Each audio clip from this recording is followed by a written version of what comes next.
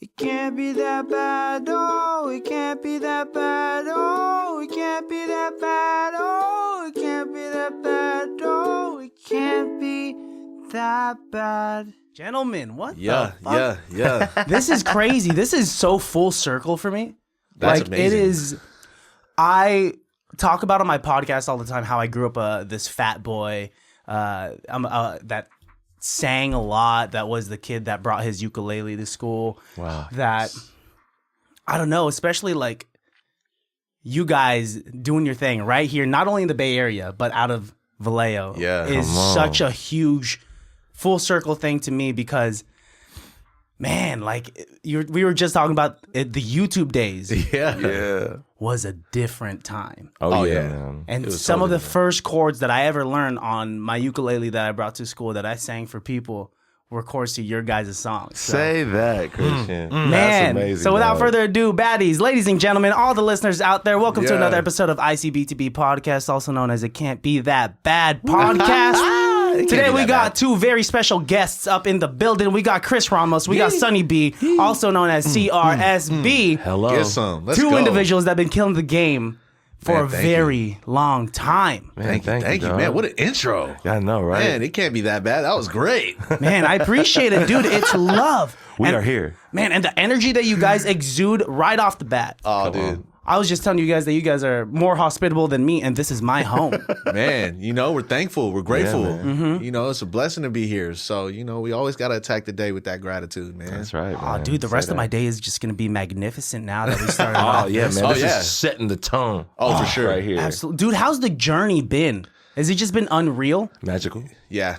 Yeah. Wow. Yeah. It's It been is very magical, surreal. dog. You guys been coming a long way. Yeah. It's been some time. I mean, we've been in now. I've been in it now like over 10 years. Yeah. So, and for us, like there was always this 10-year benchmark where it was like, okay, when we get to 10 years, it's like, all right, that's how we know we've been in the game. it's Like up. you finally got some skin in the game where it's Yeah. like they've been doing it.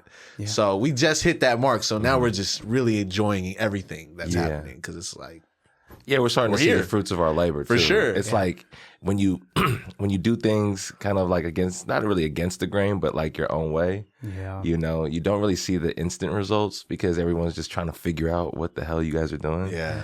What's an 808 on top of an ukulele? Uh-huh. You know what I mean? What is an ukulele? What's an ukulele? You know what I I never heard of that. They see us big dudes walking around with what looks like a violin. Yeah. This is You a know little what I guitar, mean? bro. Two What is tiny that? guitars. Yeah. And then 10 years later, we meet, you and, and other fans and stuff. And they tell us like, oh, the first chorus that I learned was y'all song. And it's just like, when we were making that song, that wasn't the purpose. That wasn't what it was for. We didn't know what kind of impact we were going to have. It was just kind of just writing songs for life. Yeah, you that's know? what it is. And those were crazy times because back then too, there was no Social media. and there was nowhere to get like ukulele chords like that or learn how to play the ook to be able to do stuff like You that. can just type in TikTok, right. ukulele So chords carrying or- around an ook was kind of the only way you can get a chance at finding somebody who plays to learn. Yeah. Because that's how we was. It was like if you see somebody with ook, it was, hey, teach me something that you know, and if Yeah. I don't know it, then come on, let me learn something. Because if it wasn't that, then you had to look at whoever was whoever posted on YouTube. Right. Look at their fingerings. If they didn't post the chords, Yeah, That's in the true. description. And we didn't have YouTube yet when we were learning. Yeah. That It wasn't was even just a me thing. and- It was just me and this guy. We were just Wow. coming to school Yeah. and figuring out like, oh, I learned this last night. Like that, and then playing it. But then we were learning like songs like, Chris Brown, Yeah. Excuse Me. Mm-hmm. Oh, such a good Usher, one to start You off Remind with. Me. Uh-huh. Mac Dre. We were playing all those things on the ukulele. I mean, like, what a incredible musical foundation to have. And then just like go heavy into not only island music and then now like recircle back you guys like with R&B and everything, Come dude. on, man, say that. That's why it's so many different facets of music that y'all are just killing, really. Man, thank you, dog. Hey, yeah, thank you for sure. And what's dope about that? It's the culture here in the Bay Area.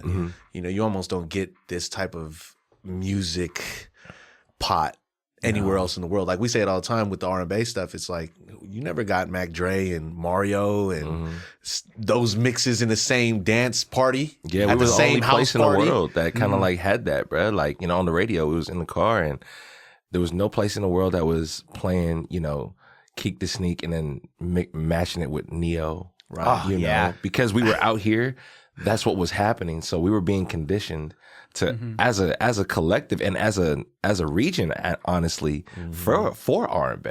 You know, and having those conversations, we kind of like realize it amongst, you know, us and the Brodies, and we're just like, whoa, like we've been kind of listening to this genre our whole life. Yeah. You know, not really knowing it, because everywhere else they play their local music and they have their sound, right? And you have your top 50.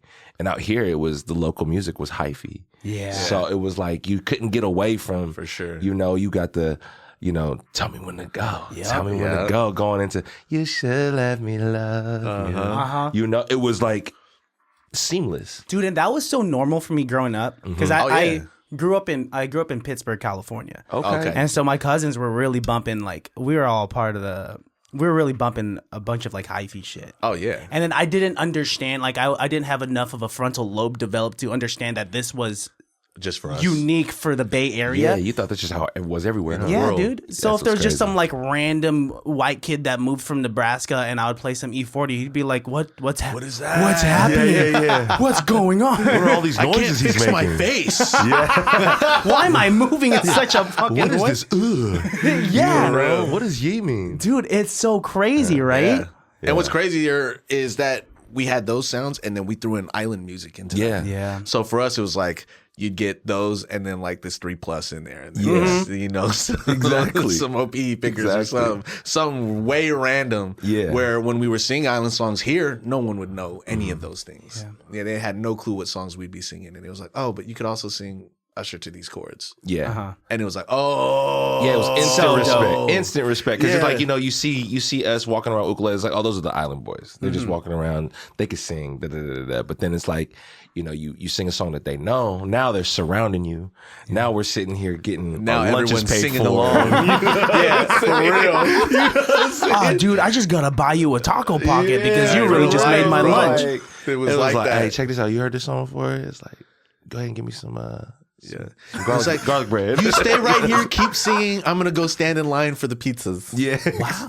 So it's like you guys were already making some form of currency. You guys are Oh yeah, for sure. We were bartering our skills for garlic bread and pizza. Garlic bread and hall passes. Yeah, dude. Oh man, you guys were getting like literal bread for sure. Literal bread in high school. Yeah. Exactly. The real bread, baby. The bread that matters. Bread. You fucking yeast, man.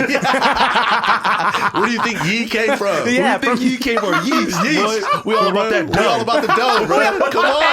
Come on, man. You guys started that movement. That's what it was. Man. Hello. Oh my God. Come on, man. That shit's so funny, man.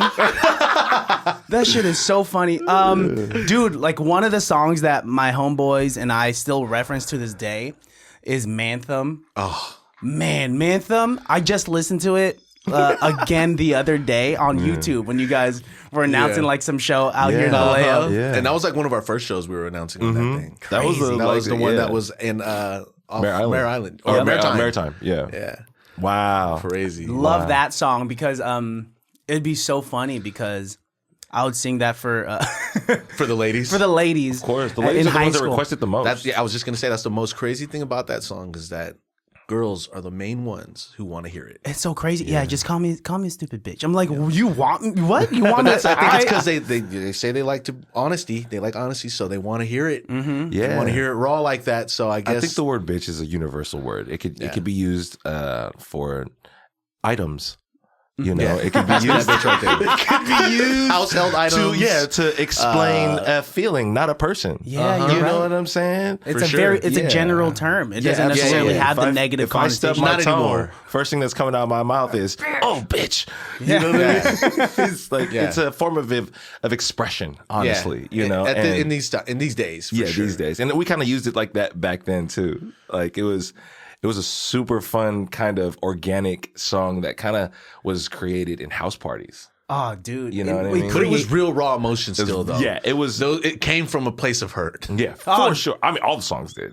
Yeah, for sure. We say all the songs did. It's true. We just happen to be in a setting with our boys when we're testing these songs out. Yeah. So when you sing it in front of a bunch of all your niggas like this, everyone's just like, hey!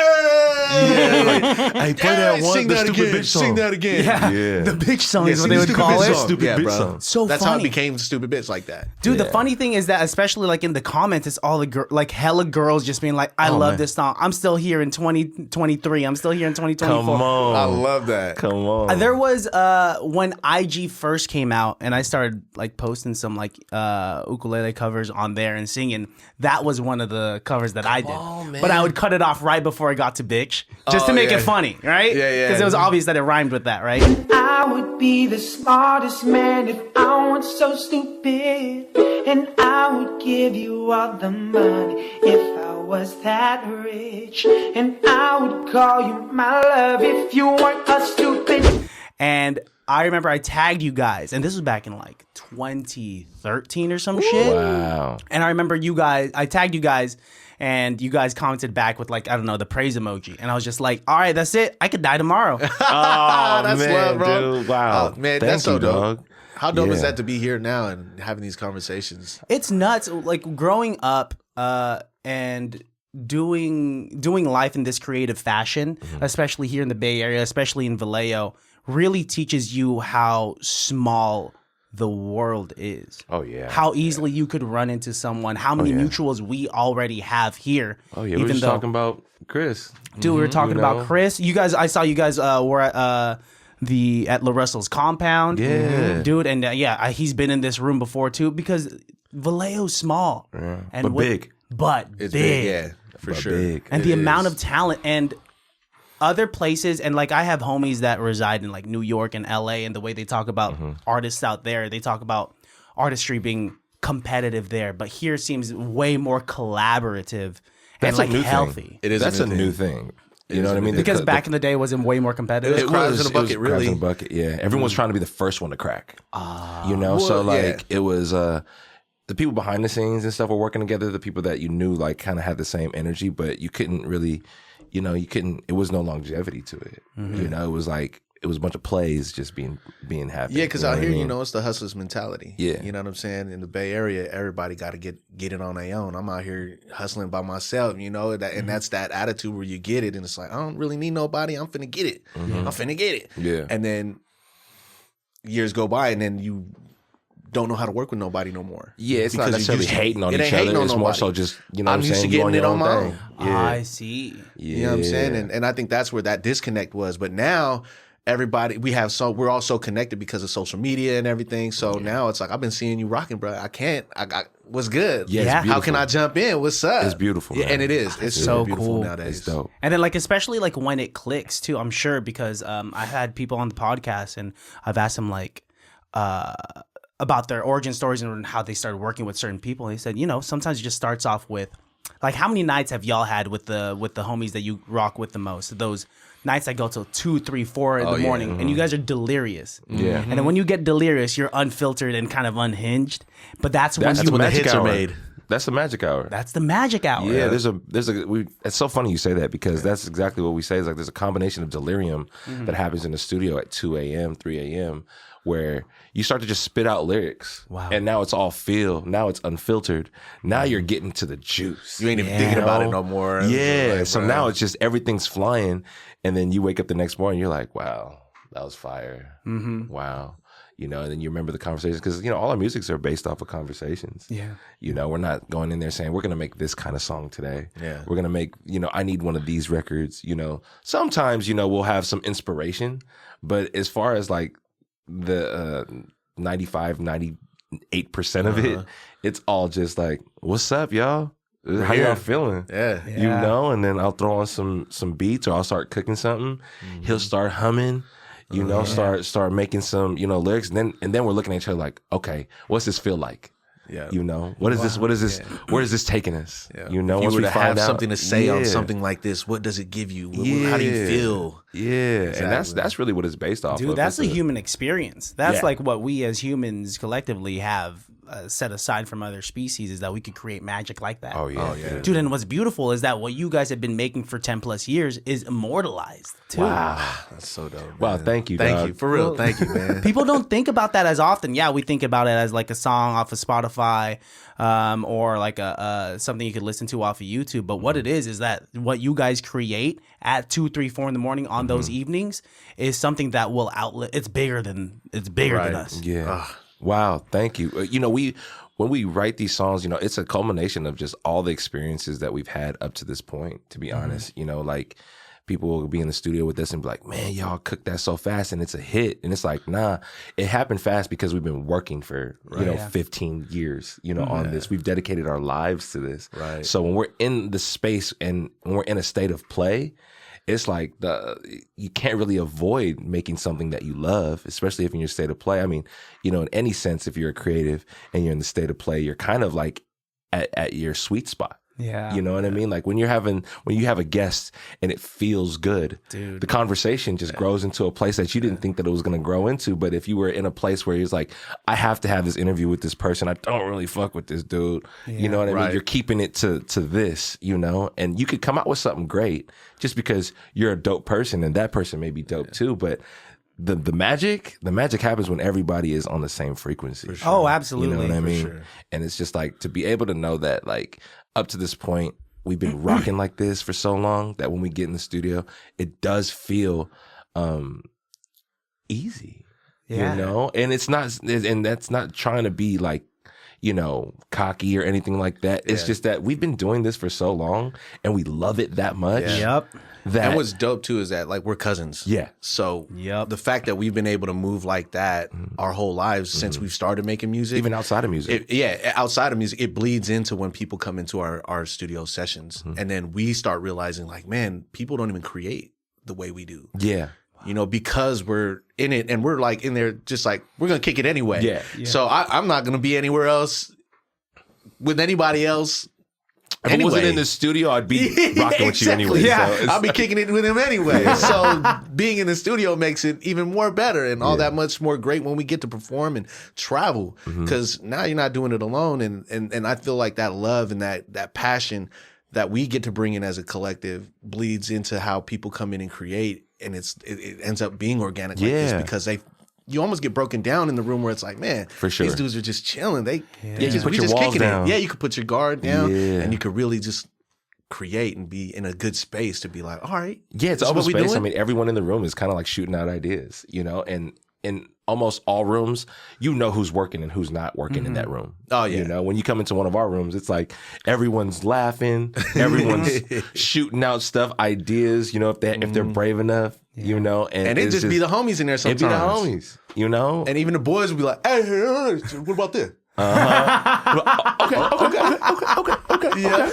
And it's like, I like that. Yeah. Well, let's go. Keep it going. More of that. Okay. Well, because you guys kind of, you guys cultivate that kind of energy. There's something pheromonal about y'all. Wow, I mean, even about your guys' like body language right now. Yeah. Straight. You guys giving off that BDE right now. Big desk energy. Big desk energy. Yes. I have a big desk to work on. Yeah, dude. I'm out here giving like tiny desk and energy. So, but I got to be more like this. Yeah, for sure. There's something about it where, obviously, it is very important who you surround yourself with, especially in an artistic environment. Oh, bro. And with you guys alone, you guys kind of give this ease of, we're just chilling. And when you're just chilling, you let your walls down, you let your filters down. Yeah. And when you let those filters down, especially as a creative artist, that's when the magic happens. Oh, yeah. Yeah. Yeah, because you're not thinking so hard. You're really just going off your feelings. Yeah. And when it's easy to let that out, it's like, oh, yeah, here we are. We're going to get some good stuff out of this. Yeah, I mean, it goes both ways. You put their walls down, you get the magic and you get the dark too. Oh, that is true. But the dark is the funniest stuff. The dark is so fun. Yeah, the dark is the funniest stuff. Can you go there? Will you go there? Yeah, it's like who's going to tap out first? Yeah. You know what I mean? How off the left can we go? But I feel like we need to know that my closest friends, you got to know the darkest parts. Oh, bro. My love language is violence. So amongst my brothers, if I don't talk shit to you, I probably don't like you that much. You know what I mean? Because it's like, if I'm extra nice to you, I'm probably because I'm trying to be. I'm trying to show you this nice person. I'm trying to show you this nice because I am nice, but it's just like to my friends. This is like little brother, big brother, kind of like I'm poking at you. I want to like I want to hit a nerve. I want to hit a nerve. So I want to know that our feelings are always involved in this. Yeah, you know what I'm saying? Don't. You're always emotionally invested into me because I push those buttons. I know you are. I always leave you super hyped up. Yeah. Why is that? You know what I mean?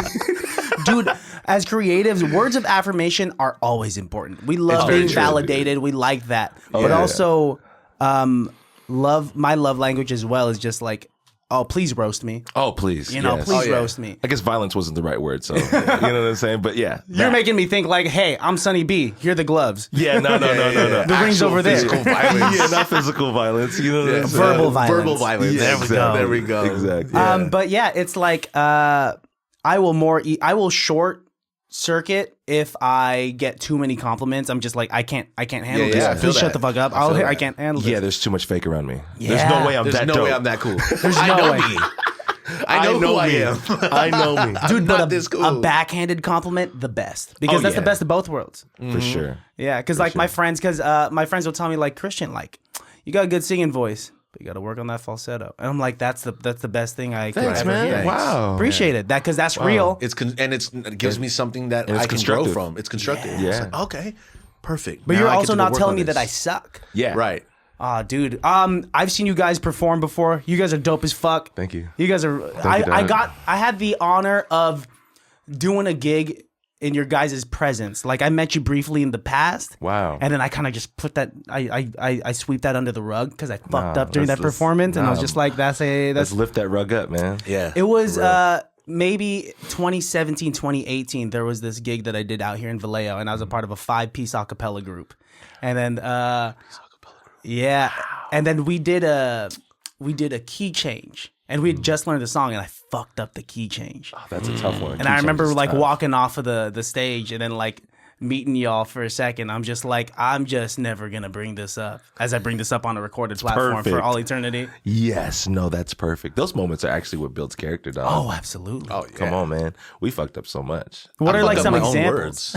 Yeah, exactly. You know what the worst part is sometimes when we have shows and then like you're looking out, and what's cool is like there's people who know the words and they're singing along, but not everybody always knows the words. Yeah. So you're like singing and they're singing along, but I end up getting caught in their wave, and then they fuck up the words. And then I fuck up the words. And you keep going. Because we're locked in. Because I'm locked in and I'm like, whoa, that's not right. You fucked up out there. It's your fault. Fucked me up. It's your fault, not but mine. I'm up here and I got to keep going and this is fucked up. You know, look what you did. Yeah, you look what you done did. What you done did. Messed me up. But, that's what's dope about, that's why I'm so grateful that we get to do this together. Yeah. Because, I mean, if I didn't have him with me all the time, I mean, I'd probably get stuck up there doing a lot of shit without the words a lot. You feel me? But, like I said, it builds character, man. And, what the thing about live music is it's live. Yeah. That's what it is. Yeah. You can't go back. Mm-hmm. And then as much as you want to prepare for it, you can still fuck up. Like we can practice 10 hours a day all week until the show. And then you get there and fuck up. And it's like, that's what it is. and then I beat myself up, but then there's no need because we practiced. Yeah. We worked hard. We but I rehearsed. still fucked up. Yeah, you know what I mean? sure. It's like, all right, you know what? Thank God I'm with people who are down to move on. Yeah, sometimes you just glitch on stage, you know? It's just a real glitch for sure. You're just like, uh-oh. I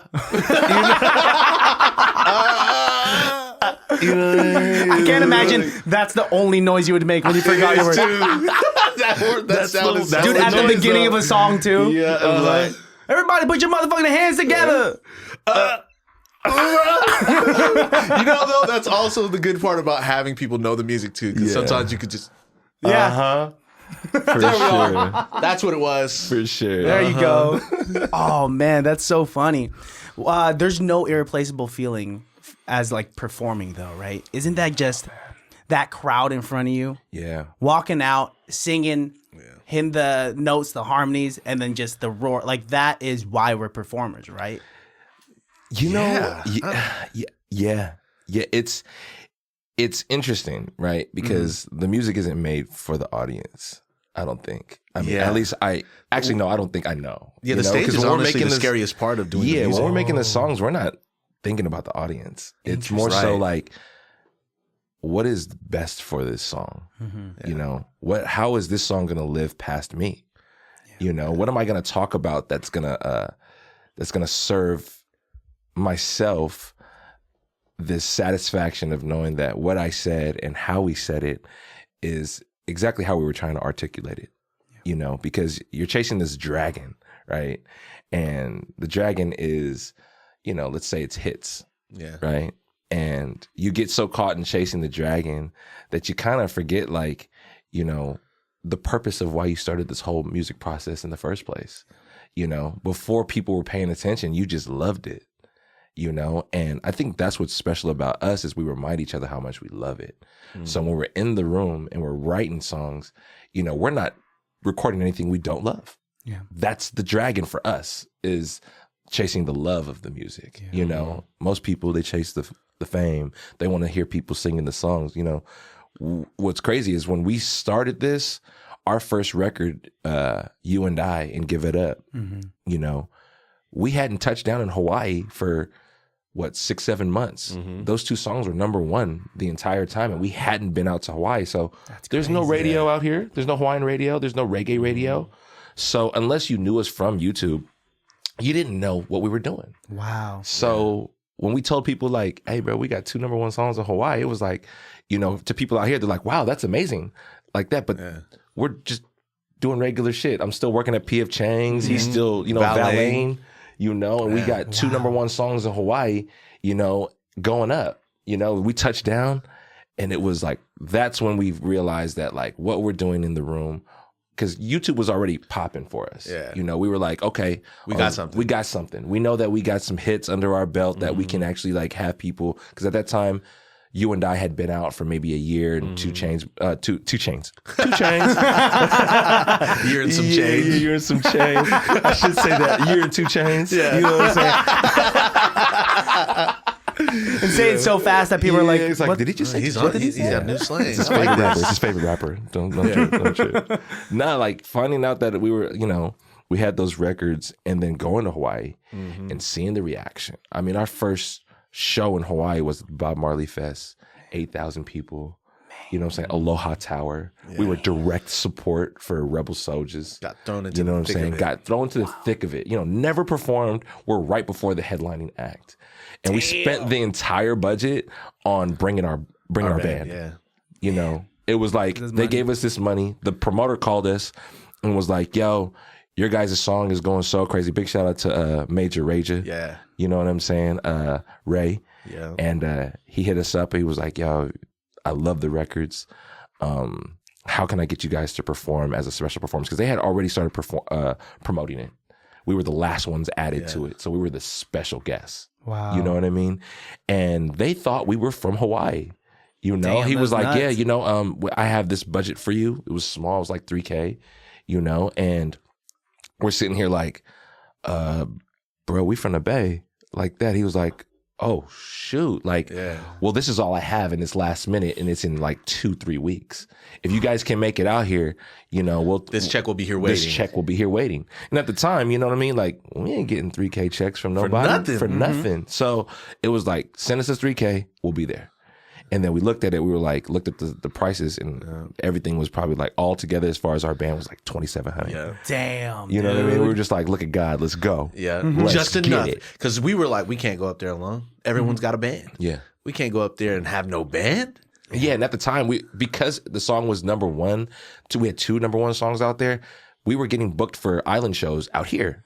And so when, you know, groups like the Common Kings, they'd hit us up, we'd go open up for them. You know, so the world was starting to know about us in that light. You know, it was our first time getting on big stages like that. Yeah. You know, we had done a bunch of festivals, we had done a bunch of shows with other artists, but now we're in the light of an actual genre. You know what I mean? And they're actually embracing us. So let's run this. So going from that, but then as soon as we touched down in Hawaii, it was like, man, we had limo driver with the CRSB thing. You know, we're getting catered all the way from the news to the radio to, you know, we have our own driver. You know, we're getting put in John Travolta's house. We're staying in nice places, staying bro. in Waldorf Astoria hotels. You know, it was like, wow. Yeah. And then we go out at night and, you know, as soon as we walk in, everyone's all like, the Bay Area boys are here. You know, Bay Area music all as soon as we touch down and get in there. So it was like, it was super eye-opening for us because you experience that, then you go back home. Yeah. And it's back to normal. And that's what really lit the fire. Now. You're just like, now we got to work hard. Exactly. I mean, harder. You guys been working hard. Exactly. So it's like, oh, we actually made it somewhere. And how we looked at it was, this is just proof that we can make hits. That somewhere in this world, these are considered hits. And then it was like, let's just keep feeding them. And then, like, you know, 7 number ones later, 10 years later, now we're being told that those records were the ones that set up, you know, marriages. You know, people have gotten engaged to these songs. They've even gotten divorced. They've gotten divorced to these songs. Yeah, but they still love the songs. But they still love the songs, you know? And it was just how it, and if we were chasing that dragon, we would be trying to make records like that. You know what I mean? It's like we're constantly evolving as people. So the music has to evolve, you know, and we haven't stopped. So it's not like we have to pick up and try and like, oh, I got to outdo my last person because it's been 3 years, you know, and those songs were hits considered that. So I got to make something like that. It's like, nah, that's not where I'm at right now. This is where we're at. You know, these are the records that sound and feel like us today. And it's like owning that really is, I think, the magic of music, bro. And you have to stick with that because that is, I mean, your artistry is your individuality. And so what the fuck is it if you're just another person that's trying to chase numbers and streams when that's so temporary and that's so not fulfilling at all. And that's how you get the people who sound alike. Yeah. Because they're chasing that sound. They're like, oh man, that sounds like it's working for them. Yeah. I'm going to do that. Yeah. And I need one of those. Exactly. And then it's like, it's already been done. Now you just sound like this guy. Yeah. And what's dope is that you guys have kept that sound and evolved it. Come on, man. Say you, that. Bro. That's so Thank dope. you. You know, you're the demographic, dog. You know what I'm saying? Like real life. Like audiences like yourself and anybody who, you know, has been rocking with us for so long. It's really like, man, thank you. Yeah. You know what I mean, dog? Like, because you really understand where our music comes from. Yeah. And you believe huge. it. I believe it, dude. It not only means so much to me, it's not only full circle in my life as this fat boy that played the ukulele in high school, but it's also full circle in my relationship with my fiance of 10 years, who she's been slapping your shit since she was in high school as well. I love that. You know, we've gone to Hawaii twice together. The first time she was playing all of your guys' music while we were there because, amazing. you know, It's a different experience when you and I and Give It Up yeah. have like such different meanings to me going there with a loved one, right? Wow. And then to revisit, that was back in 2016. And then in 2022, we went back to Oahu where I proposed to her. Congratulations. And we were still playing your music around that time. So now your music has not only leveled up as my first overseas trip with my fiance, but now it's turned into these anthems for our future marriage. Man, that's beautiful, that's dog. amazing. That means everything. That, you know, when you dog. say stuff like, when you hear stuff like that, for me, it like makes everything worth it. You know, all the sacrifices that go into creating music and taking time out to be in the studio and to go do shows. When you hear shit like that, bro, it really makes it all worth it. Like all the studios, all of it. Yeah. It's just, you know what I mean? Because then it makes it feel like we accomplished something, you know, because it's not like a never ending journey. I feel like there's never we won. Yeah. You know, it's just, how long can you do it? Yeah. So when you hear that, it's like you kind of get a sense of that. Man, we did it. Yeah. We made it. We won, yeah. man. So, man, thank you, bro. Yeah. And not only have you Thank guys you, dog. like done it in the past, but you're still doing it. Imagine like how many more stories similar to mine, greater than mine, there are out there with fans that you have not met yet. But how often they're able to like tell their loved ones like, oh shit, dude, like listen to this, man. Even yesterday I was telling you that I had some homies over, and some of my homies are not like musically knowledgeable. Like they just don't know more than the top 40, right? And then we were obviously like we were slapping some island music, and obviously we were slapping your guys' music, on. and they're just like, who who's this? You know, looking at the TV like CRSB. I was just like, that's CRSB, and I let it play for a minute. Reaction too. And I let it play for a minute. They're like, man, they're good. And I was like, they're coming over tomorrow. Yeah, these are my homies. Yeah, we just like those are my boys. Those are my boys. We're gonna have an Arizona Hards together tomorrow. We're gonna get so hard together. I mean, drink so much Arizona tomorrow. We're gonna drink Arizona so hard tomorrow. We're gonna drink Arizona Hards together. Yeah, we love. Dude, that's so dope, bro. Thank you for sharing that, because it's like, you know, when we make this music, we hope that it grows with the people that we give it to be honest. You know, it's like the question that, you know, I know I ask him and we ask each other was, does this sound like it belongs in a time? You know, does it sound like it belongs in an era? And it's like, nah. You could throw on You and I. You could throw on, you know, Give It Up. You could throw on Romance and not be like, oh yeah, this sounds like a 90s record. This sounds like a 2000s record. You've never heard it before. Yeah, it's no like, matter what year you hear it. Yeah, this takes a level of courage of being, you know, kind of, I don't know, like, I think everyone's unique, but there's this level of like, when we decided to put the 808 in the ukulele, it was everything that we've done up to this point. Growing up in the hyphy area, you know, growing up out here, you know, we want to hear everything slap. I need this shit to slap in the trunk. So how do I make this ukulele song that I love so much slap? Add an 808, bruh. Oh, so good. Yeah. Wait, shout out to that music video right quick, man.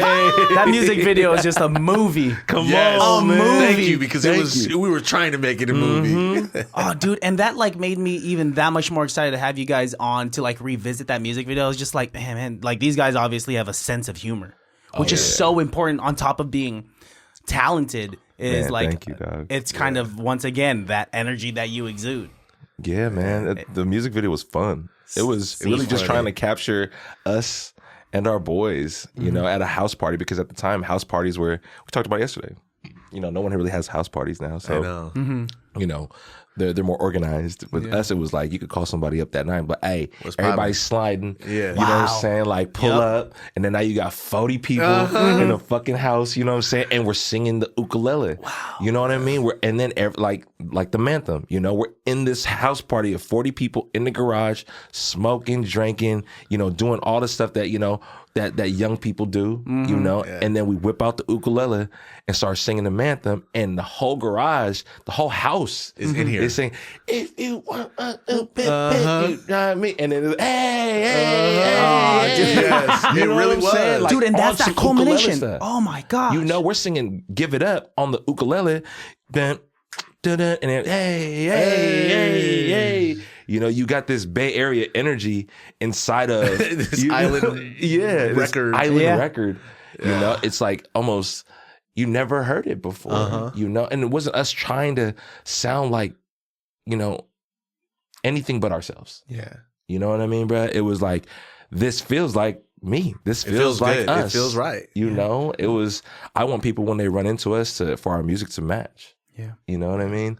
And sometimes it don't. It don't. Yeah, because it's like, you know, you listen to the music and you think that we're from the islands, and then we open our mouth and we're clearly not from the islands. Yeah. And you know, that happened to us in the radio. We went out there and we were doing a show, and we had to go do the radio stations and go promote. And we get in there and they're like, yo, so what island y'all from? And we're like, we from the islands of the Bay Area, you feel me? And they're like, oh, And they're like, what is that noise? Yeah, we didn't let man. them infiltrate. We're 3 number ones, but the whole time they thought they were supporting something. That's so You local. guys said, who are these guys? Wait. Are you sure this is not CSRB? California? What the fuck? Who okayed this? Yeah, who okayed this? They're here. All right, well, they're dope. So Yeah, exactly. man, that's meaning to me. That's so crazy, dude. And I love these origin stories, like in a garage, a house party, like where you guys are playing. That is so indicative of who you guys are, Man, though, thank you, man. dog. Like Thank that you. cannot come from anywhere else unless you were being yourself. Yeah. Man, for sure. You cannot replicate that. You can't just come up with that sound trying to sound like anyone else, because that Right, 'cause sound it didn't wasn't- exist yeah, prior. exactly. Yeah.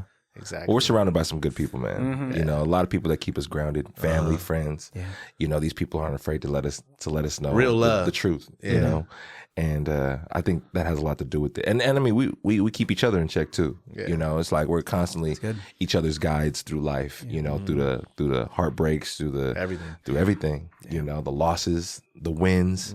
You know, it's beautiful doing this journey with this guy. I mean, you know, our birthdays are a week apart. Our grandfathers are brothers. More brothers. And you know, so yeah, cousins. exactly. So it's like experiencing these things together, writing these songs, and being like, ooh, got something. You know, like it feels good every single time. So until it doesn't feel good, I think that's when you kind of slow down. You slow down, readjust stuff. But I mean, you know, this is all, you know, we move by faith. You know, this is purpose driven. Absolutely. You know, like there isn't any. Life will always test you, you know. It's if you have the vision to see past that certain moment, you know, and the life is gonna life. Yeah. You know what I'm saying? And as life lives, it's really how you know, can you take it on the chin? How resilient are you? Yeah. It's easy to give up. Yeah. Oh, for sure. That's what's nice about knowing that you love something, you're passionate about your craft or the talents that you've been blessed with. Because like I said, it's easy to give that up, you know, and a lot of people do. How many times do we meet people who were always like, man, I wish I would have kept going, or I wish I would do what y'all do. You know, I wish I would have never gave up. And it's like, man, I can't live like that. I can't. You know what I mean? And even like you said, having us being each other to hold each other accountable helps with that. Like, because how many times where I was like, man, I gotta go get a job, I gotta go, you know, I gotta go make ends meet, I don't know if this gonna work. And it's like, all right, well, as soon as you get done with that, come slide through to the studio, we here tonight. You pull up. And it's like, all right. And then it's like, shit, I even ended up trying to go get a job right after the interview. This fool hit me, hey, whatever you're doing, pull up, don't do it no more. And then we went and signed our first distro deal. Wow. And it was like, all right, even when I try to quit, it don't even, the Lord don't let it happen. Yeah, the universe. Yeah. You know, God. It's crazy. All of those things. Yeah. You know, put us in positions to like remind each other what our purpose is. You know, and we can go against the grain. You know, that's what the human experience is about, is choices, right? Yeah. You know, but the blessing I think for us is having each other to help us see the blessings, you know, when they're in front of you. Because, you know, when you're by yourself and things are happening in life, you know, you only have your perspective. Yeah. You know, and it's just like most of the times that perspective is your world.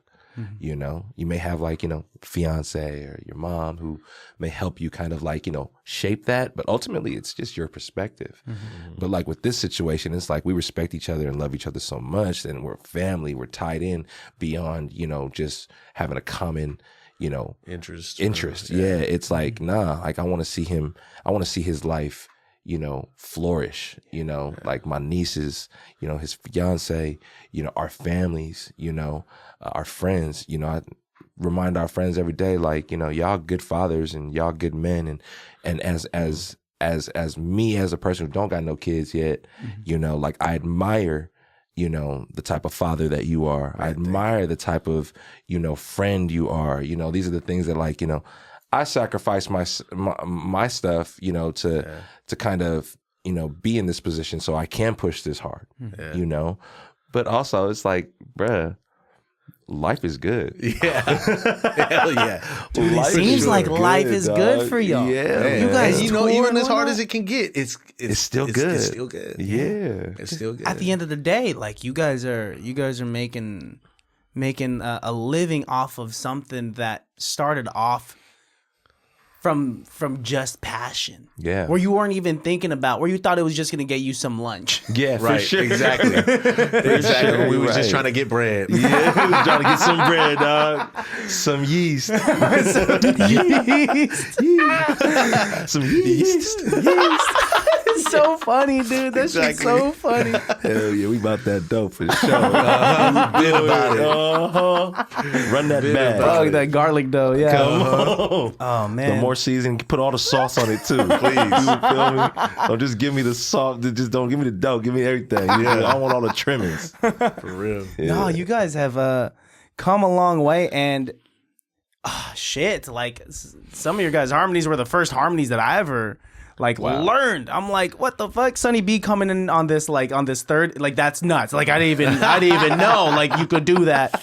And your guys' voices mesh so well, and that comes from just singing with each other. You guys can match each other's vowels and placements and whatnot. Yeah. That I'm sure it's just subconscious now. Yeah. How you guys perform and work off of each other, because chemistry is beyond, and that comes from like y'all being cousins and so close. Oh, absolutely. Yeah. Because the chemistry is beyond just what is made in the studio, but it comes from life side. Yes. Yeah.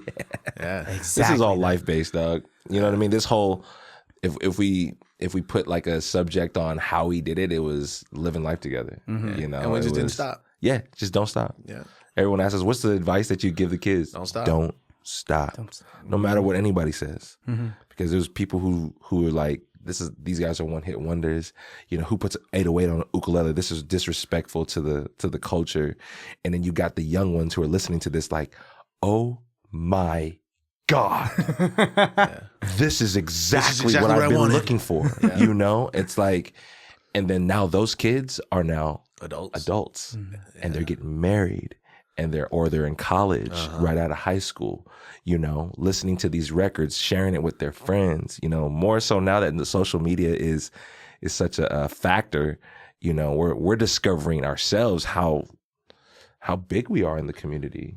You know, like we're going into these rooms that aren't just island rooms and people are coming up to us and showing us mad love. You know, we just went to an event yesterday, you know, 95% rappers, you know, we go in there and we know 75% of them, you know, and we didn't know. We're in the corner kind of just watching and just, you know, just supporting, you know, and then people walking up to us like, bruh, thank y'all for being here, bruh. Like y'all didn't really like, you know, put the sound for the Bay, you know, in a different place, in a new light. You know, I've never thought that, you know, and we're the only ones that look like us in the room too. Oh man. You know, and that's kind of like the theme with us is we walk in, even in the island rooms, you know, we don't look like, you know what I mean? Like we stand out. So why wouldn't we make music that stands out? Why would we do it how everybody else is doing it? Y'all already did it. You already got a blueprint to that. I don't want to use that. I want to build my own car. I want to build my own machine. Yeah. You know what I mean? I want people to feel how they feel about your music, about my music. You know? So it's dope to know that we've been rocking this long and it still feels like this is just the beginning. Wow. Yeah. Wow, man.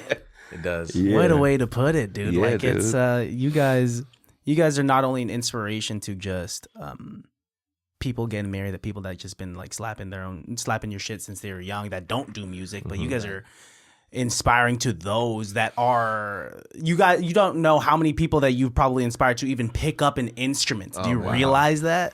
No. That's wild. That's the thing. No. That's wild. You know, we don't think of I don't think about that. You know, it's, you know, we go into these restaurants and we regular as fuck. Yeah. You know what I'm saying? Like in real life, we regular as fuck. Dude, but you guys are good. regular in the sense, which brings in this texture of you guys being so relatable, because you did have to park cars, you did have to work at PF Chang's. That makes you so relatable because you were so grounded and humble, not even knowing that you guys were popping off elsewhere. Yeah. Like that makes you guys so cool, and like why I feel comfortable just chopping it up with y'all right now, Man. is because it comes from real life experiences. And as opposed to someone that just like grew up with a rich father that just like, hey, here's some studio time, and the kid's a fetus. And just like, I don't even know how to perform. I'm playing footsies over here. Oh, dude, That's that hard, baby. The Arizona hard. The Arizona hard is kicking in. Arizona hard. We need to get sponsored for the amount that we're putting on for this right here. Footsies with your brodies. Arizona hard. Yeah. Get hard with your brodies. Get hard with your brodies. Iced tea the hard way. Yeah, man. Like it's what's like when you guys were growing up, when you guys first started not even singing together and just first listened to music, did you think anywhere that this was going to be the trajectory of your guys' lives? No. For me, I think there was a little bit of that because my side of the family, my grandpa was already singing. He was he was a 14-year-old signed artist in Hawaii, like one of the first young people to have a record deal in the island. It was like an island Frankie Lyman. Yeah, he was island Frankie Lyman. Yeah. So when he super high voice, so dope. easy, and so smooth. It was silky. crazy. It was crazy. Like he's in like the Hawaiian history book of music. Like so, growing up, I've always had to sit there and watch him, practice, and his level of like. It was crazy. It was like, you watch the Michael Jackson documentaries and you see the dads just drilling them on practice. Like, I feel like that was the old school way. Yeah. And watching that went into like me creating and how I do music. And it really formed the way I saw my career going. Cause I didn't know we would ever do anything together, and we grew up together, but it was just, music was always in our family, so it was never like you can't do that. The music is just a dream. I never really got that feeling of it not being an existing career. So it was natural when we started singing together, and then people actually liking the shit. It was like, okay, all right, well, shit. What's up? You trying to do some music? You know what I mean? And then his grandma hooked him up with a studio, and he started recording. And it was like, all right, shit, we really about to do something, because at that time there was no studios around. That was a foreign thing. Yeah. So when he had one in his room, it was like, okay, well, shit, I'm pulling up. Let's go. And then you and I happened, and then it was like, well, what's up? Let's do. What about CRSB? Just put our initials. Like, oh, let's go. It happened so natural too. Everything was too easy. Like, for me, I came from this basketball background. My dad had played professional basketball in the Philippines for 4 years. He had hooked me up with this agent that was his agent's son. Was my agent now. Whoa, man, that's wild. The sequel. So I'm sitting here, about to go to the Philippines, and met a couple people that were gonna take care of me out there and stuff. But at that same time, I had discovered music. My sister's husband, Guy, big shout out to Guy. He was like, look, if you make beats for me, and I had not, and I had just been kind of dabbling. He's like, if you make beats for me to rap on, I'll buy the equipment. What? Yeah. Damn. So this is like right as I got my scholarship to go play some college ball. I'm in this process. I'm playing hoop, but I'm coming home from hoop and staying up till like 3-4 in the morning making music, because I'm finding this new love for this music making thing. I'm just like, oh man, I got a niche for it. Like I could really like, put some shit together. And man, dude, you follow your feelings in life, right? And I was about to leave. I was probably like maybe 3 months away from leaving to go to the Philippines to do this thing. And I was like, I told my grandma, I said, I think I'm gonna give this up for music. And she was just like kind of wondering, like, what? Like, you've been playing basketball, this is your life, like, you know what I mean? But no one had knew that I was falling in love with music, my side passion, you know what I mean? And it was becoming my main passion. My passion had showed me a side of myself that I had never seen before and never felt. It was keeping me up at night. It was I was losing sleep over this. I was waking Guy up at 3:30 in the morning with my sister next to him, like, bruh, hey, come listen to this, bro. You know what I'm saying? He's like, all right. Waking up, and my sister is pissed. Of course she is. Hot, bro. But then, he's coming up like scratching his head, listening. He's like, ooh, yeah. So I told my grandma, I'm like, I think I'm gonna give this up. And she's like, what are you gonna do? I said, music. This is my passion. This is like, I don't feel this way about anything in my life right now except for this. And she was like, okay, what are we doing? Wow. She was my first investor. Yeah. What I mean? My very first investor. That's unheard of, especially coming from like Annie Brown background. Yeah. My parents, they knew that I could sing at a young age because my dad sings hella karaoke, made me sing karaoke. So I was singing a bunch of like oldies, like Frank Sinatra and all that stuff. And they loved that. They loved that about me. But then when I told my dad that I wanted to, I think when I was like 6 or 7, and he asked me, what do you want to be when you grow up? That Asian father test. Yeah. Right? And I didn't know I was being tested. So I was just like, a wedding singer. And then he's just like, you're only going to get paid in cake. And I'm like, I guess I'm not going to be a wedding singer then. But I love cake, Dad. I love cake. Do you don't know how much I love cake. I'm gonna go out there and make some. Dad? Will they pay me in cake? You promise? Don't lie to me because I'm really invested. Don't lie to me. Even better. Yeah, no way. Garlic bread? Yeah. Girls will buy me garlic bread in high school? I'm in, Dad. That sounds like yeah, I'm for getting real. dough, Dad. What do you know about yeast, Dad? Yeah, what do you know about yeast, man? Nah, dude. So, yeah, they were kind of not really for me pursuing something creative. He was said, you could do whatever the fuck you want as long as you get that degree. I ended up getting that degree, which is what I work in biotech now. And now I'm able to, invest into things I love. But it's so cool to know that coming from an ethnic background that you got support from your grandmother in this endeavor that is music. Yeah. It was one of those things where it was like I was scared as shit.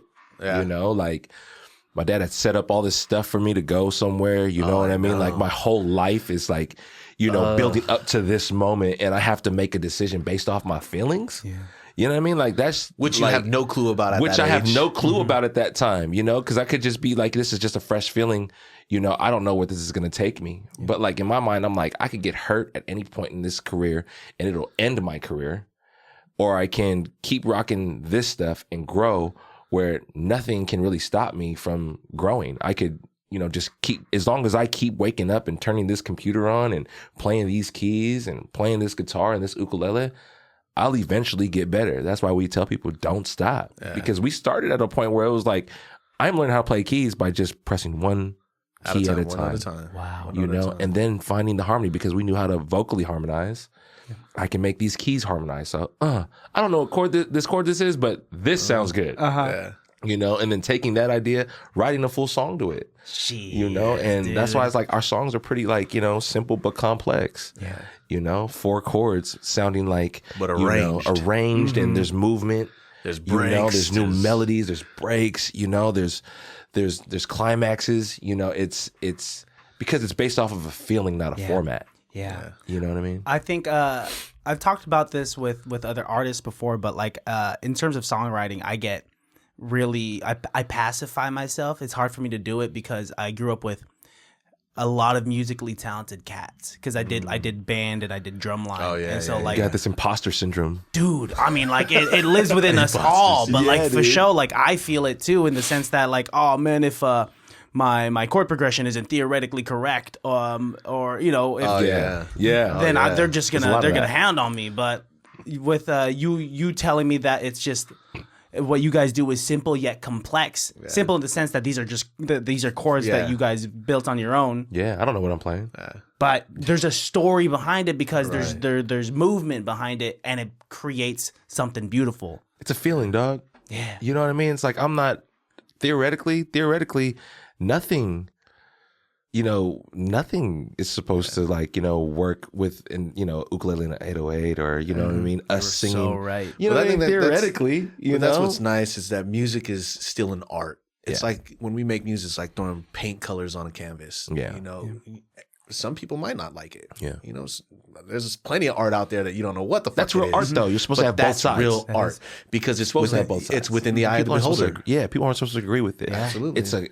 Art's supposed to be a conversation starter. And it's supposed to be for you. Yeah. It's you getting your emotion out on that canvas. Is it what you want it to be on there? Are you happy with it? Yeah. I think that's why Manthem was so great. Yeah, that's all that matters. Because it started a conversation. Mm-hmm. Oh, it did. You know what I'm saying? I do have that partner that goes out to 3 or 4 in the morning just shaking ass. Everyone has had someone like that. Yeah. Where you're just like, man, even if you didn't date that girl, you've experienced someone. You've seen that girl at the club, and that's the girl that you kind of want. Yeah, you're just gonna you're just like, I guess I like that. Mm-hmm. Yeah, it's exactly.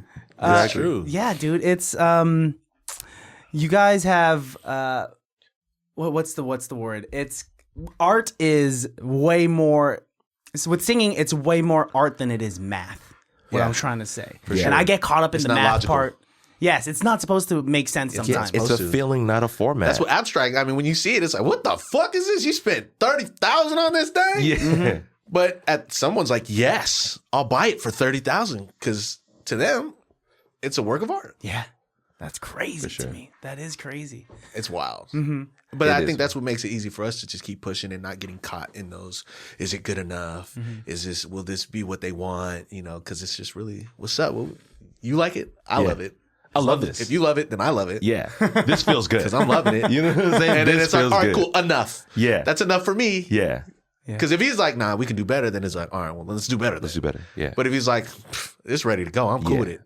Then I trust him enough to be like, all right, run it. Let's run it. It's fun to run it. Because it's it's tried and true.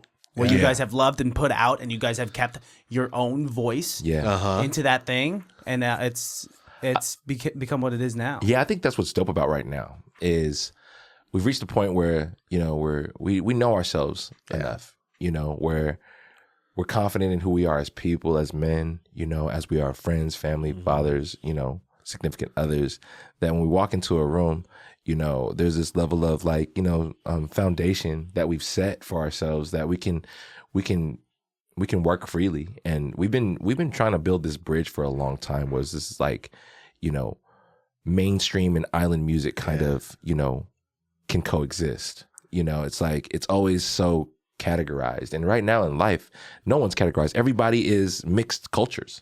So there's no way that you could just be one thing. You know, it's rare that you come across a pedigree person. Yeah. You know what I mean? Even like if you're born and raised in the Philippines, you know what I mean? Regardless, you're probably going to have a Spanish last name or, you know what I'm saying? Some sort of Spanish in you, you know what I mean? So because of how history works, right? Right. But with that being said, you know, those cultures mixed for a reason, and now it's created these hybrid human beings that can think and live within these different worlds. You know, I'm Black, Filipino, Hawaiian, Samoan. He's Tongan, Fijian, Filipino, and Chinese. You know what I'm saying? Yeah. So it's like we can't just cater to one culture. You know, so the 808 is the Bay Area culture for us. The ukulele is our Hawaiian culture. Why not? It exists in me for us, together. It's normal. It exists right here in my life. Yeah, no one should have the right to be able to say, like, you can't mix those two together. Yeah. But people do. But people do. And who are they? They're typically just some dude. No, they're people that there's actually sometimes people in good there. positions. Whoa. You know, people who can actually do something for your career. Man, it's crazy. And I'm not going to name no names on this platform because, you know what I'm saying, there'll be some viral things going on. But man, there are some people that you're probably fans of that, you know, me and this guy have crossed paths with and have heard things, you know, in real time, how they really feel about us, you know, talking about, you know, we're not really island. You know, we not raised the same way as island people. You know what I mean? We not do this because of the way that we talk, the way that we move. They see us as, you know, they see our energy and it doesn't compute to them because you not from here, bruh. You know what I'm saying? You could never be on this soil and move the way that we move. So you speaking on it, being out here on our soil and trying to judge us for being us, bruh, we don't let that slide. And they find that out quick. You know what I mean? Because like I said, I don't like physical violence as far as my love language. But, you know, if it's a problem, I'm cool with it. If it's a problem, I don't want no problem. But if there's a problem, it's a problem. It's good. You know what I mean? And like I said, a lot of artists out here have found out from us quickly, you know what I mean, that we don't play that, bruh. Yeah. Like, I'm not here for that. Like, I love this stuff. I'm not here for, you know, to please you. You know what I mean? But you definitely gonna respect me. There's a thing that's required around me, you know, especially when I'm rocking with you. When in my mind, I'm thinking we rocking, you know? And then I come across a room and I hear you talking about me in the next room, bro, I'm definitely gonna kick this door down. Yeah. You know what I mean? What's happening? Yeah. I heard my name. I heard his name. What's up? You got a problem? And they got nothing to say about the music. It's just all about us. Yeah. You know what I mean? And how they view the Bay Area or island people in the Bay Area. So it's like, it's unfortunate to think that like we've been in this long enough and still people try and cubby hold us. They try and keep us right here. They gatekeep us. They try and not give us this opportunity, put us at opening slots, you know what I'm saying, for the last 10 years. And we just sit here and just like Yeah, because we love the fans. Fans are coming from Canada all the way to Sacramento to come see us and then leaving the festival because they just want to see us. So they're showing up an hour early before the gates open. They're running towards the stage. You're talking about 300-400 people who are there before everyone else. And then we go off to a meet and greet and all 300 and 400 people come to the meet and greet. Now, the second person who's up has no audience. You know what I'm saying? And that's not just to say like, throw shade or nothing. That's just the truth. So it's like something's missing. Someone in here is looking at us and being like, I don't like the way they talk. I don't like the way that they represent island music, all of these things. But for us, I don't give a fuck. Yeah. You know what I mean? Because this music is for me. Like I said, I'm not making no music for the audience.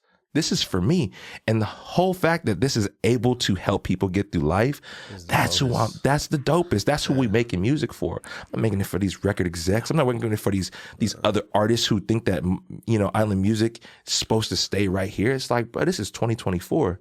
This is evolution. This is watching things like, you know what I mean? Like, look at human beings. We're accepting human beings for everything that they are right now. When in life have we ever been here? We've been fighting for this freedom. Everyone has, So why behind the scenes when you're promoting all this aloha, this love, in your music, you sitting here talking about all this hate and all this other stuff. You know what I mean? And it's so interesting coming from where we come from when we meet people that we admire and we respect musically and they move like that. They talk. That's where like I think they say don't meet your heroes. Yeah, because things like that. Yeah, you find out they're really a piece of shit in real life. And it's like fuck this. Exactly. I don't even like your music anymore. That sucks for sure, and that sucks. It does because when I can't listen to you because I gotta judge you as a character now. That sucks. Because I know that people say you gotta separate the art from the artist sometimes, but that's what makes you an artist. So tough. Yeah, your artistry, like I said, your artistry is your individuality. And if you're a piece of shit individual, then what the fuck is your That's art? your real currency though, man. You know what I mean? Like who you are as an individual. Yeah. Because I'd be more willing to make music with somebody who don't got an audience but is hella cool. Yeah. All day. I'll make music with someone like that. Once again, all who day. do you want to spend those delirious magic hours that with, part. right? That part. Not a piece of shit. Not a piece of shit. Yeah, because as much it's as gonna be weird in there for you. Yeah. It's gonna be weird. Not for me. You're a piece of shit and you're in that room. It's gonna be an awkward 10 hours for you, bro. I'm not gonna lie. It's gonna be a tough session for you, dog. Yeah, it's gonna be a that tough hurt one. your feelings? Good luck. Good luck, boy. Yeah, for real. Yeah. Man,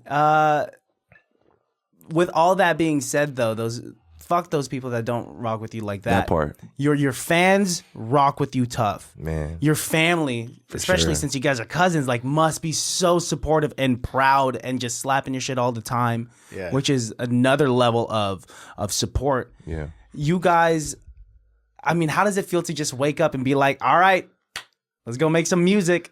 It's living the dream. It's living the dream. It really is. The dream. Yeah. It really is. I get to call this guy and be like, so we on? Yeah. You know what I mean? Like, or I'll be like, yo, I got a studio session to this slide. Yep. Yeah. Slide. You know, and now it's like we're watching the island music, well, at least ourselves, like I haven't seen anybody come from the island industry and cross over successfully to the mainstream, and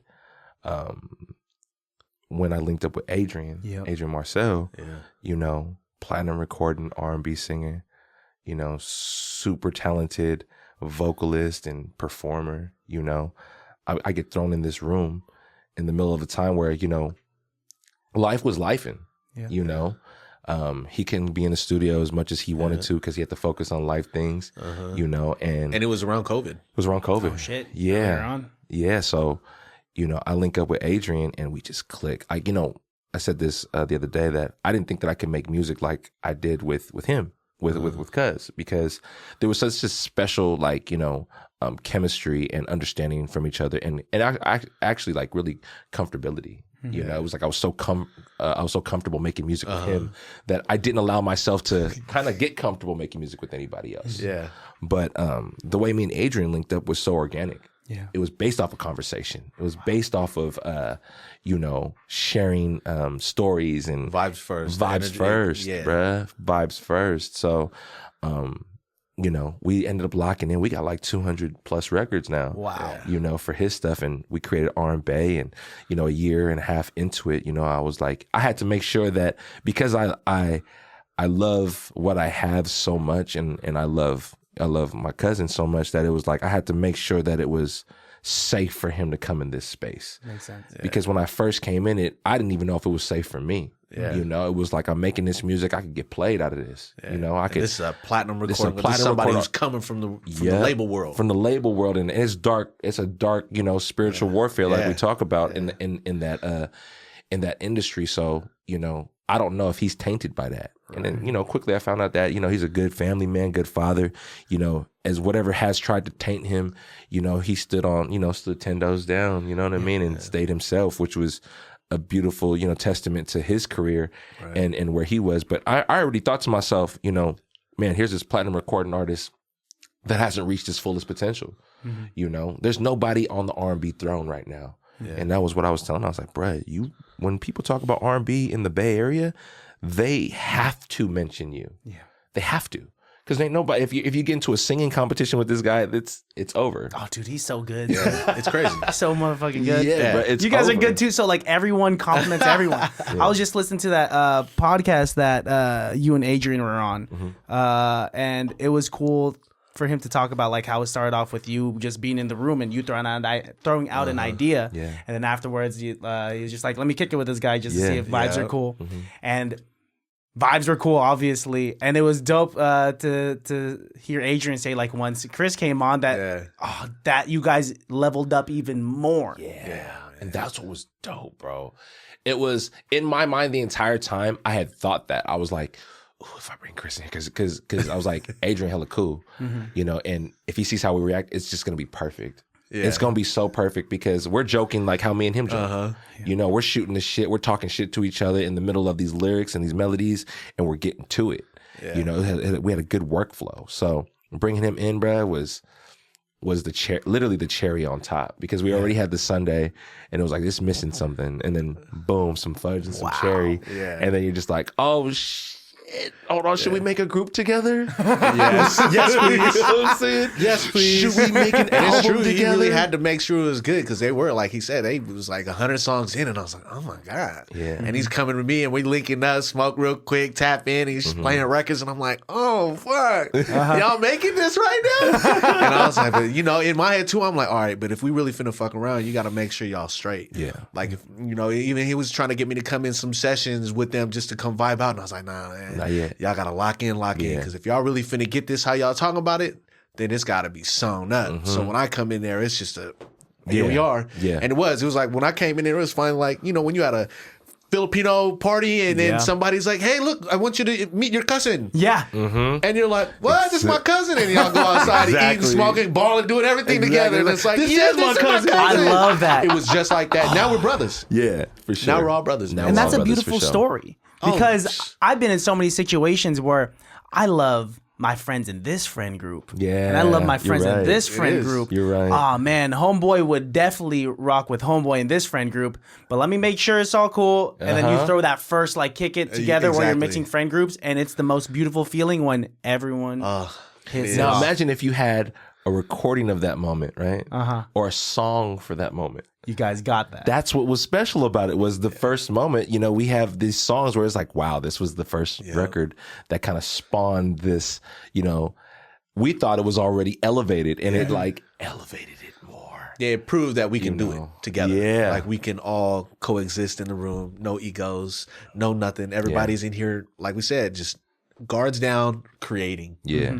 And then it's with, like I said, then you do it with family. It's like, oh yeah, it's a wrap. Hell yeah. Wow. And then for the fans to see us, like, you know, build this bridge. We've been talking about the bridge forever, you know, forever. Yeah. You know, it was super intentional that we put the 808 on the ukulele, because that was when we started building the bridge. Yeah. You know, even in romance, that's an 808. You know what I mean?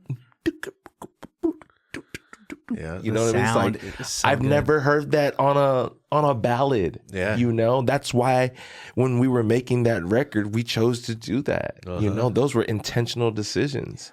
You know, so it was like bringing that vibe to Adrian. I was protecting what we had so much, because I already knew how deep we were thinking and how deep it was for us. and to see it happen, bro, that was probably one of the proudest moments in my career. I can imagine, because it's like you said, he's the friend that was like, all right, I'm gonna bring my friend from here, my friend from here, and see if they can work. Please, please get along. Please get along. I was like, because honestly, if this don't work, this might not work. It won't work. Yeah, because it was like I was scared. And I was scared because I didn't think that they would get along. It was more so like, if there's just not chemistry, and that's nothing to do. Like, y'all can fuck with each other. Like, he's hella cool, but I don't rock with him. But I don't really like, you know what I'm saying? Like, if something feel off or whatever, and I depend on him to show me those red flags. He depends on me for the same thing.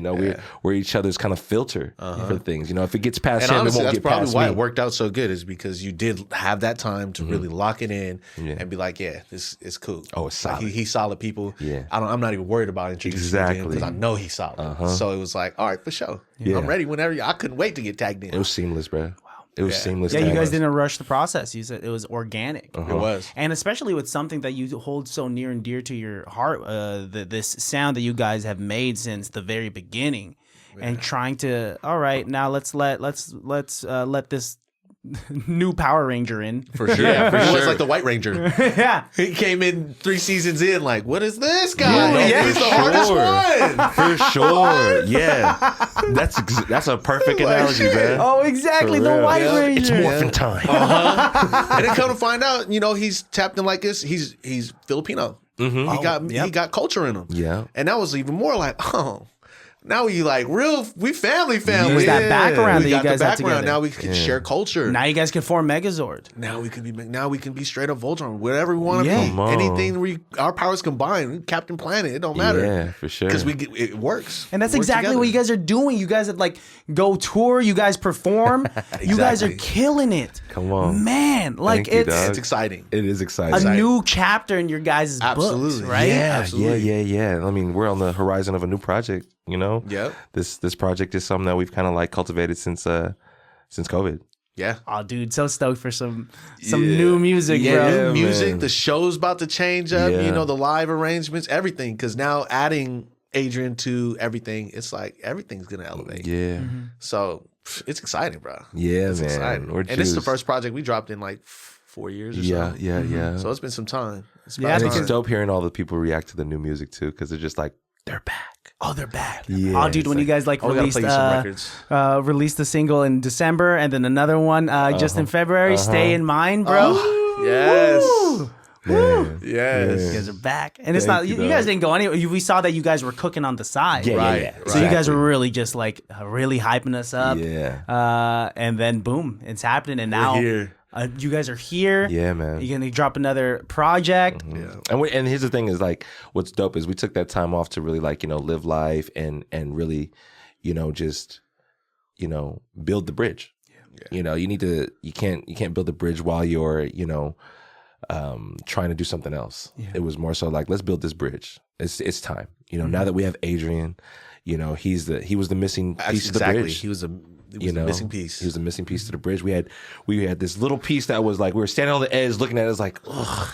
How are we gonna? It's just not complete. We can't cross it like that. We can't bring everybody across until it's the last piece is there. And then Adrian shows up like, I got it on the other side. I got it. You feel me? Yo, this one. Good. You feel me? It's good. So now you guys can cross that bridge. And that's what's dope is the bridge is there, and it's not just for us. Yeah. It's for everyone who feels the way we feel and creates the way we create, who can understand what we're doing. Yeah. Because this is new. Yeah. Like I said, nobody's doing this. Nobody's done this.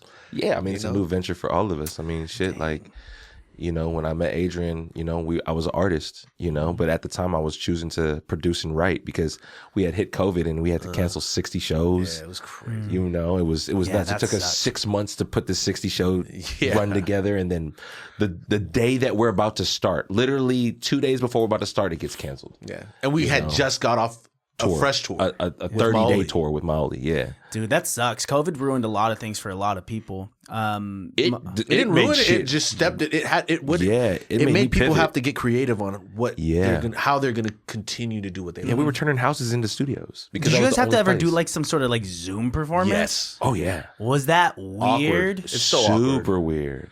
It's awkward. Yeah, because afterwards the people are It's like 2 claps. The camera guys. because everyone's on mute too. Yeah. Exactly.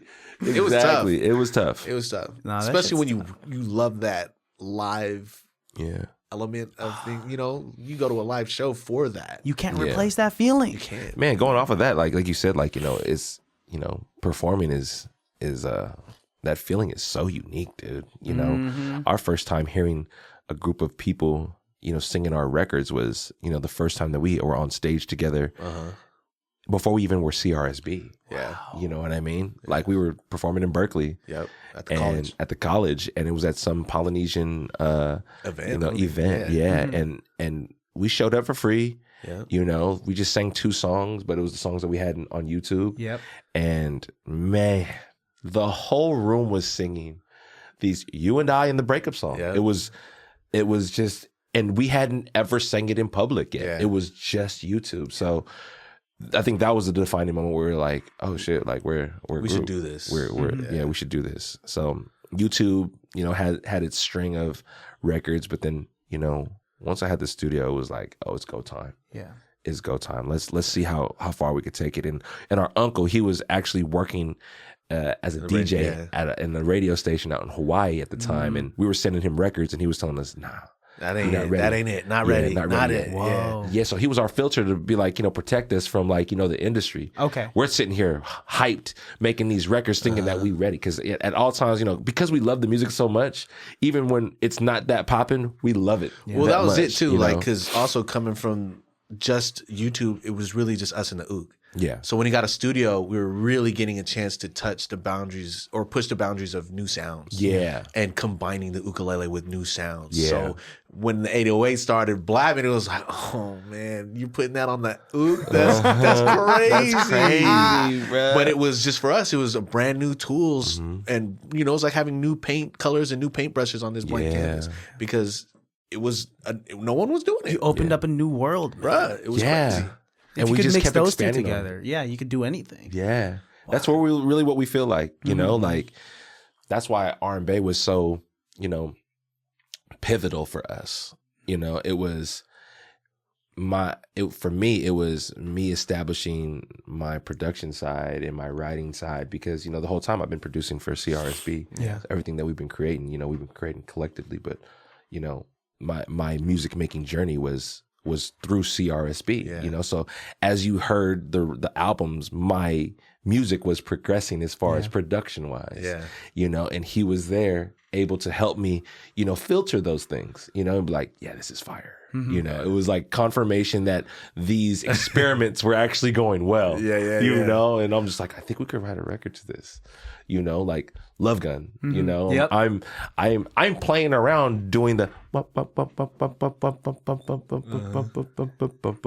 and I'm just playing like I don't know what chords I'm playing, and then he starts laughing, talking about, girl, I got that love gun for you. And he was like, that's hard. Right? You guys got something. I think you guys got something. That's hard. I'm like, boom, boom. And we start laughing. Wow. And we start being like, and now the record was done in like 30 minutes that day. Yeah. We had gotten on a wave. And then it became a movement, Love Gun movement. We're shooting ourselves with L's, you know what I'm saying? It was like these we were able to turn records into movements. And dude, everything was hitting,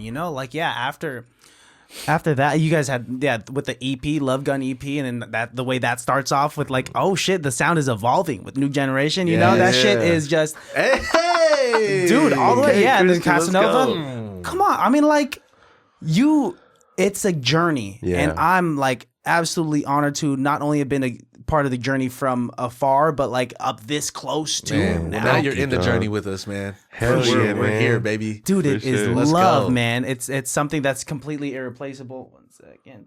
But dude, it's once again, full circle for me. Like, you don't know the amount of dopamine, the amount of serotonin that's fucking going off in my brain right now. It's happening to me. Yeah, it's mutual, dog. Yeah. It's mutual. Because man. that's what music is, man. Yeah. It's changing lives. Who is it? I had Stunna Man on, and he said, we making movements, not just music. Yeah. And that's exactly what you guys are doing. Yeah. Dope. Man, I absolutely love it.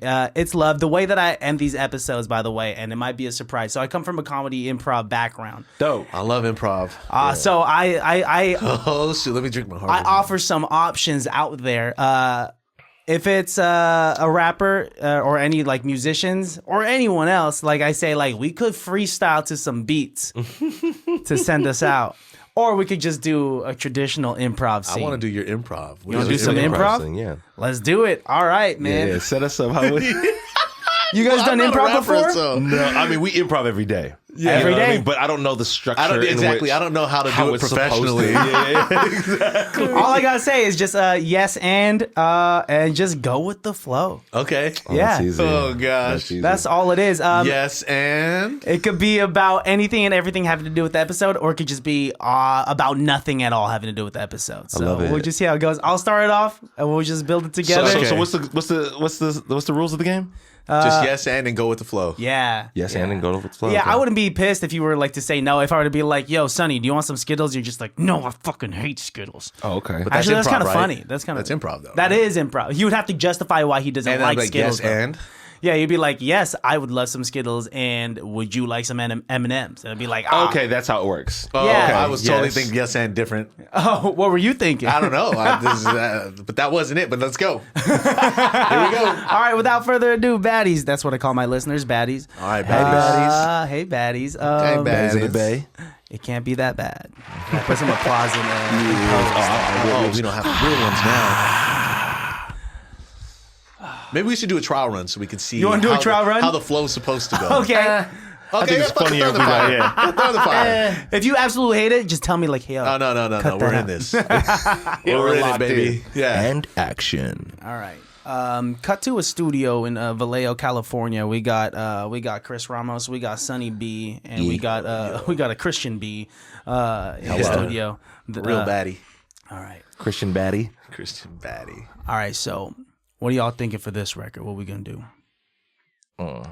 I'm thinking that we should talk about, our experiences going to Jollibee. Oh man, fucking Extra crispy. I got it. Y'all ain't ready for this fucking spaghetti. Yeah. Y'all ain't ready for this fucking spaghetti. Yeah. Okay. All right, Chris, what do you think we should add to that? Yeah, y'all ain't ready for this Jollibee spaghetti. Damn, that's hard. That's hard. That's bro. hard. I don't know. I mean, do you just? I don't know. We on the way. Give me some ooh baby. Ooh, baby. Oh, baby, yeah. Ooh, CRSB. Ooh baby. Crispy. Ooh baby. Ooh, baby. Ooh baby. Oh, Dang. baby. You can't, I don't even know how to top that. Well, we gotta Oh, talk about the baby. chicken, Chris. We gotta talk about the chicken. I mean, the chicken is fire. The chicken is finger Licking. Licking. Dang. Licking. Us saying licking together was kind of magical. That was magical. You Especially guys want when some it's finger Arizona licking. Hards, by the way? I love it hard. In Arizona. In Arizona. I love Arizona, getting hard yeah. in the Getting hard in Arizona. Regency. I got these non-alcoholic Arizonas. They're called Arizona Flacids. If you want those. Arizona Flacids. As long as it's the mango flavor. Complete opposite of Arizona. Arizona Flacids. It's crazy, bro. Oh, man. The Yes. soft way. Yes. If Yeah. it's too hard for you, we have these Arizona flacids. Flacids. Yeah, You know what I'm saying? But if the Arizona Hards aren't hard enough, they just came out with these Arizona Viagras, actually. It help you get it up. It help you get it Yeah, up. these Arizona bricks. Yeah. Arizona brick. Get you bricked up. Oh, dude. Arizona brick. Yeah, dude. They're basically just rhino pills, but like lemon flavored. Lemon flavor. Arizona Lemon hard pepper flavored rhino pills. Rhino pills is wild. That's perfect. Cut to man. there's a random like personal assistant in the corner. Man, these guys are horny, huh? These guys are super weird and horny. Cut back to us. Yeah. All right. So like the chicken. So like, all right, we got bebe. Ooh, baby. We got Finger licking chicken. finger licking chicken. These are hits, by the way. This is our what new was the EP spaghetti coming out. one? Oh, it's an EP. Yeah.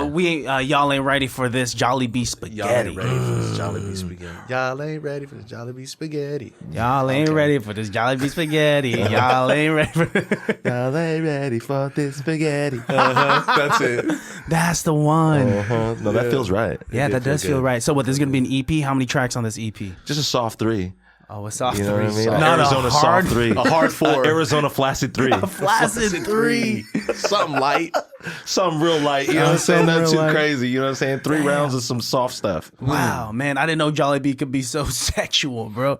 It's the most sexual. Hello. Yeah. It's oh, the you're most. right. I mean, You guys just said finger licking. Oh, finger licking. chicken. Dude, man. You're telling them that they're not ready for this spaghetti. What exactly You're are you right. talking that's about? What is What a kind of noodle spaghetti? is that? Yeah. How do you eat spaghetti? You slurp. No hands. Yeah. Uh-huh. I eat spaghetti from the back. Yeah. Oh, from the back. Yeah, I don't like to even look at use my my spaghetti, hands. spin the plate around. Dude. Spin the plate around, be like, you're about to get it. You have no yeah. idea. Look at all this sauce. Look at all this sauce. After I eat my spaghetti, or before I eat my spaghetti, I like to give my spaghetti words of affirmation. Like Just so that it feels good going down. Yeah, you're right. Uh-huh. Yeah, I like to kiss my spaghetti before I eat it. You kiss your Ooh. spaghetti. That's the way to do it. Yeah.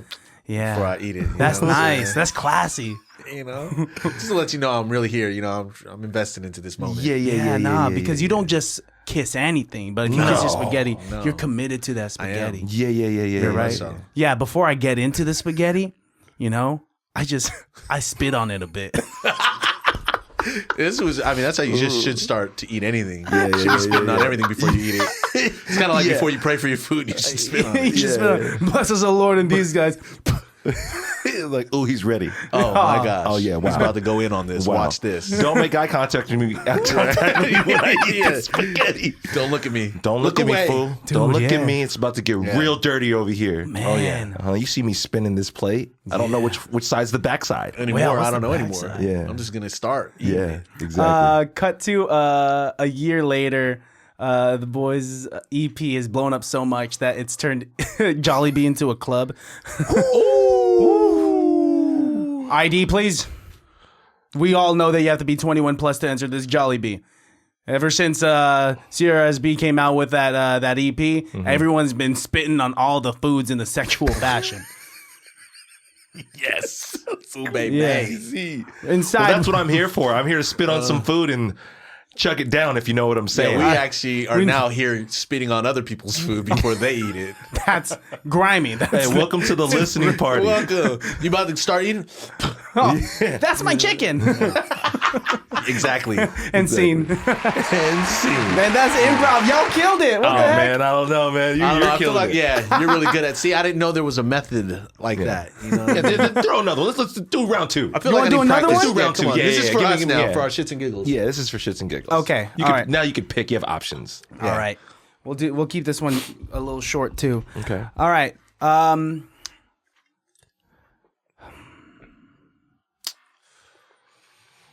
All right. Next we have Sonny and Chris auditioning for the roles of. Can you remind me what you guys are auditioning for today?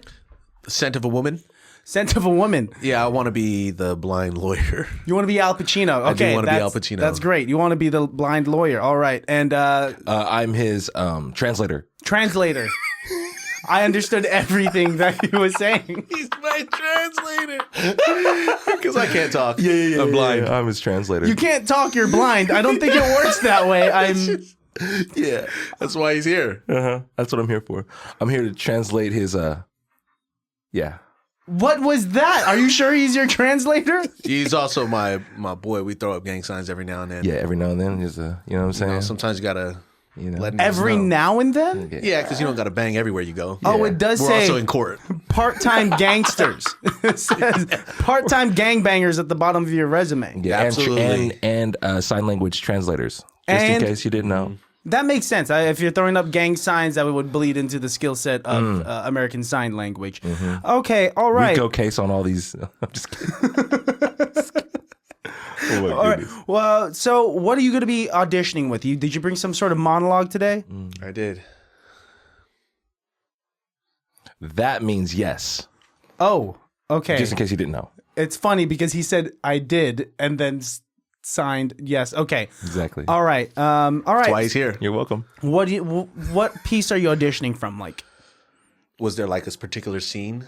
that I don't know. That's what. I can help with this translation. He's going to be trying out for the blind Al Pacino part. He's going to be doing a monologue from Law and Order. From Law and Order. Yes. Gotcha. Okay. Thank you. All right, Yeah. scene. Dun, dun, dun, Dun, dun, dun. dun. Dun, dun. Okay. Wait. 1 second. You guys are just doing the theme song from Law and Order. Yeah, that's how the monologue That's how starts. the monologue starts. Yeah. That's how it starts. Yeah. Opening scene. Interesting. And action. Dun, dun, dun, dun, dun. I'm sorry. I don't think you can say action. You're just sorry, like yeah, translating. yeah. But he translated for I me. translated I for could him. hear Yeah, when yeah. they said Oh, action. so you can say Come on. action. Yeah, because I'm You're blind. talking Remember, to I'm me blind. right- I you're couldn't hear blind. when they said action. Hello. Yeah, absolutely. You know what? Fuck it. You got the job. This is You're too hired. stressful for me. You're Is hired. he hired or are we both hired? We're Because hired. I think I can as a help with the whole collective? pan You guys are down. both going to be Al Pacino. Yes. Yes. He's Okay. my Yes, eyes. Exactly. Cut to the opening night of Scent of a Woman in 2024. This movie's weird. Yeah. There's 2 Al Pacinos. And they're both like 6-foot brown men. This is odd.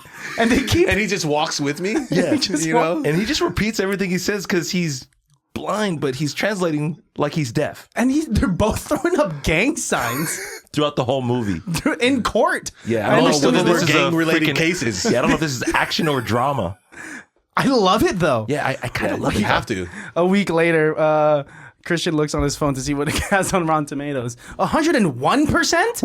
How does it even do that? Critics say this is the best movie since Titanic. Cut to the Oscars, and both Chris and Sonny are up on stage. There it is. He's saying thank you to all his fans and his family. Yeah, he wants to know what's going on after this. The Oscars here, and he wants to eat some Jollibees And scene. and see. Thank you. Guys, perfect. I couldn't have asked for any better of an improv scene. Both of those fire. That means thank you. hands. That Jazz means thank hands. you. That means thank you, guys. That means thank you, guys. He's grateful. He's grateful. He's Oh grateful. shit, dude. Guys, y'all are so funny, man. I deeply appreciate y'all coming through. this was amazing, dude. Thank you, bro. Whenever you guys want, you guys can come back if you guys want to come back and promote some stuff, or if you guys let's just do want it. to shoot the shit on this podcast. Let's do it. And just You're, have you're gonna get too much of us. You know. Yeah, man. We're just gonna be pulling up trying to get hard. Yeah, that's right. Yo, Christian, you trying to get hard today or what? up, man? It can't be that bad. It's Dude, I'm not. sleeping. It's 4 in the morning. Sleeping. Exactly. The magic hour. Yeah, exactly. Are you feeling a little delirious? Perfect. That's Right why we where I like want it. you to be. Right where I want you. Oh shit! All right, dude. Thanks for having us, boys. man. Of course, this Yeah, was so real. much fun. Before we get out of here, I want you guys to one at a time look into the barrels of your camera and leave the audience, leave the baddies, leave the listeners with a phrase, a word, a saying that reminds them that it can't be that bad. A Fraser is saying for it can't be that bad. Yo, life's gonna life, bro. But you know, sometimes you just gotta keep pushing. You gotta stay true. Faith and action, man. That's always what we say, you know, because you never know what's gonna happen. But if you love it, do it. You know what I'm saying? So, you know, honestly, it can't be that bad. Yee. Yeah, dope. I like that. Don't stop. You know what I mean? If you're doing it wrong, you're doing it right because you're doing it. You know what I'm saying? So it can't be that bad. Yeah. Dope. All right, for sure. Baddies, listeners, you guys know where to find me. You guys know where to find this podcast because you're already here. And just like we've been saying, go get that yeast. Yeast. All right, peace. Bye. Can't be that bad, oh, it can't be that bad, oh, it can't be that bad, oh, it can't be that bad, oh, it can't be that bad.